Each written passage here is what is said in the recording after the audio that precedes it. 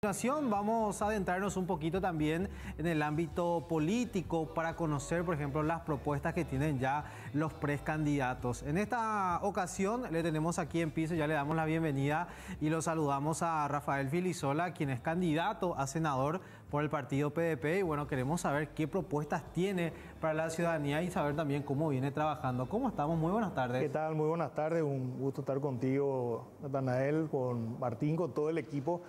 Y bueno, básicamente es un tema que venimos trabajando hace bastante tiempo, no solamente como proyecto para el Congreso, por supuesto el Congreso es importante, pero en realidad va mucho más allá de eso, ¿no?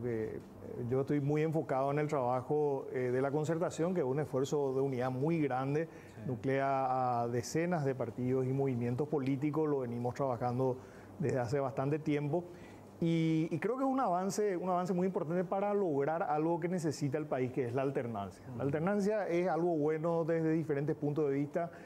Por supuesto, fortalece la democracia, hace que también se renueven las ideas, que se implementen políticas de Estado diferentes, que haya un mejor control cuando hay alternancia. El que está en el gobierno sabe que va a llegar alguien, otro gobierno, un gobierno de signo distinto que le va a controlar. En fin, son todas cosas muy importantes. Y bueno, y en este momento es muy importante, es sobre todo fundamental que haya alternancia, porque el país está pasando por una crisis muy seria. Tenemos altos índices de pobreza, de desempleo. La inseguridad es un tema que afecta a todos nuestros compatriotas. Y por supuesto una deuda social muy grande en materia de salud, en materia de educación. Son los grandes temas que tiene que resolver este país y que nos ha ido bastante mal en los últimos años. Así que es bueno que haya un cambio para que podamos enfrentar estos problemas con un nuevo enfoque. Exactamente, bueno, usted también tiene experiencia, fue ministro del Interior, en el marco de la seguridad, por ejemplo, para hablar un poco, porque constantemente hablamos de los hechos delictivos a causa de la adicción, el microtráfico que hay actualmente, está abarcando a la juventud de hoy día, está destruyendo el presente, el futuro de estos jóvenes. ¿Qué planes, qué propuestas, por ejemplo, tiene para tratar de solucionar o paliar lo que es la situación de inseguridad? Bueno, hay varias cuestiones y eso trabajamos mucho. Nosotros dejamos una política de Estado en materia de seguridad. Aprobamos una política, posteriormente tuvo una continuidad, algunos gobiernos, algunas administraciones le dieron continuidad, otras no. Pero hay varias cosas que se tienen que hacer. En primer lugar, la inseguridad la tenemos que dividir, si bien están relacionadas, pero hay dos grandes capítulos, vamos a decir, o dos grandes caras, vamos a decir, que tiene la inseguridad.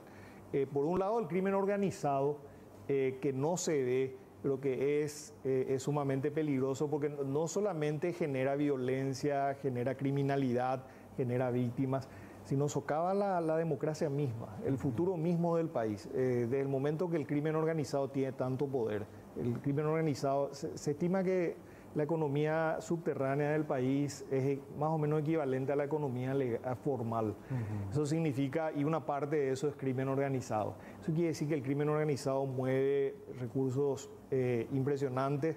Eso quiere decir que tienen dinero para comprar jueces, fiscales, policías, gobiernos inclusive. Eso es muy peligroso para un país. Entonces, y el crimen organizado crece cuando hay complicidad entre la política y el crimen. O sea que no se puede fortalecer el crimen organizado si no tiene una pata, si no tiene un respaldo de la política. El crimen organizado no se ve mucho, pero tiene ese riesgo. O sea, el futuro del país está comprometido si el crimen organizado sigue creciendo.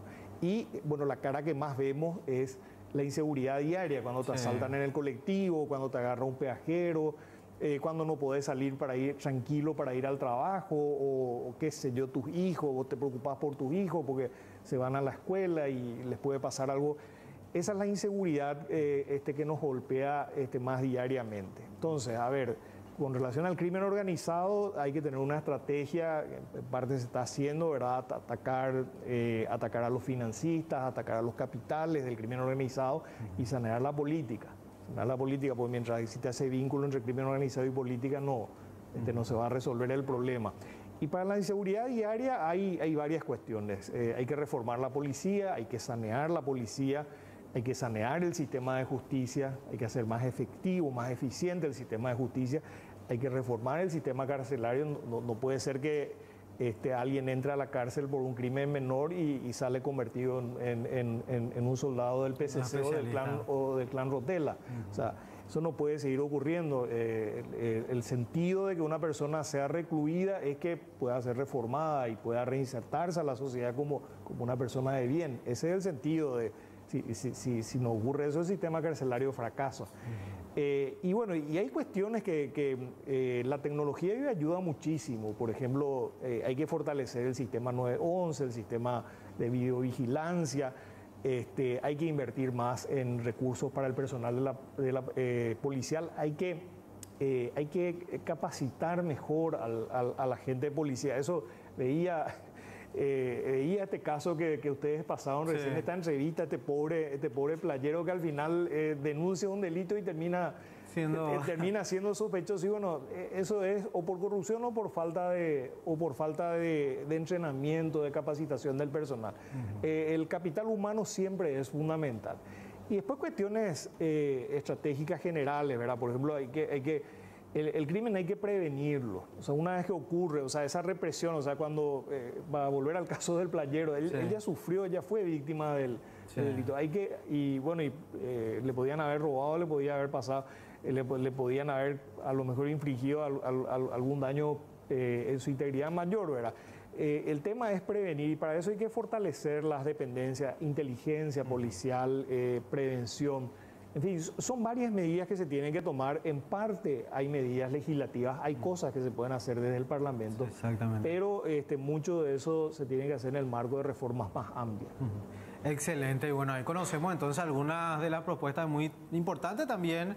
El trabajo justamente que realizan desde el Congreso, los legisladores, y bueno, le invitamos a la gente que se vaya a votar, ¿verdad? Que es muy importante también a la juventud, que hay una cantidad muy importante de jóvenes votantes que se animen y que elijan por sobre todas las cosas, porque es un derecho y tienen el poder de elegir a la gente que va a estar el día de mañana sentado en una silla de autoridad. Así mismo, y sobre todo es importante el voto informado. O sea, la democracia, y avanzamos, no todo lo que deberíamos, pero avanzamos bastante en derecho a la información. Pero es importante que la gente mire los perfiles, que mire las propuestas. Claro. El voto informado, después nos quejamos de nuestros representantes, y tenemos muy malos representantes, hay que decir eso. También tenemos muy buenos representantes que hacen un buen trabajo. Pero si nosotros no nos tomamos el trabajo en estos meses que tenemos por delante, y sobre todo ahora con el sistema de voto preferencial, inclusive uno puede privilegiar candidatos de mejor perfil. No es solamente ya votar a libro cerrado una lista, sino también dentro de la lista uno puede favorecer a algunos candidatos. Así que yo creo que es muy importante el voto informado y por lo menos para no dejar pasar esta oportunidad, quiero recordarle a la gente que las internas de la concertación, que esto es solamente para presidente, vicepresidente y gobernadores, las internas de la concertación están abiertas para todos nuestros compatriotas, sean del partido que sea, sean independientes, sean colorados, sean liberales, en fin, cualquiera que quiera participar, y es una invitación que hacemos, no es una imposición, o sea, no es que la gente... hay gente que se enojó porque dice que no quiere estar en el padrón de la concertación. No tiene un padrón, o sea, la concertación usa el padrón nacional y todos estamos en el padrón nacional, y el que quiera participar en las internas de la concertación puede hacerlo. Ayúdenos, yo le pido a la gente que así lo quiera, que nos ayude a elegir las mejores candidaturas para la presidencia y la vicepresidencia, y bueno, y el resto, importante, elegir un buen Congreso. No solamente tenemos que tener un buen presidente o una buena presidenta, tenemos que tener también un buen Congreso. Un buen Congreso, esa es la clave para que el país pueda salir adelante. Esperemos que así sea. Bueno, le deseamos todo el éxito. Le agradecemos por visitarnos aquí en C9N y sobre todo por mostrar y dar a conocer la propuesta que tiene, porque es muy importante que la gente conozca a su candidato para poder votar de la manera correcta y, como usted decía, poner a las mejores personas ya allí como legislador. Así que muchísimas gracias, Rafael, por la visita. Muchas gracias a usted y espero que sigamos en contacto. Así será. Tenemos más información.